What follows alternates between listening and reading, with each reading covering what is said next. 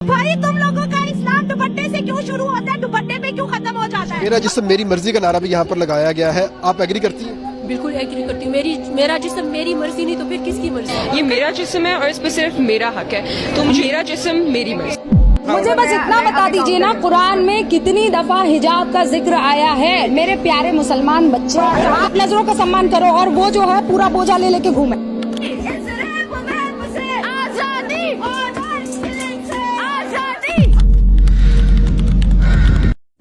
اگر تم پرہیزگار رہنا چاہتی ہو تو کسی اجنبی شخص سے نرم لہجے میں بات نہ کرو, تاکہ وہ شخص جس کے دل میں کسی طرح کا روگ ہے کوئی امید نہ پیدا کر لے.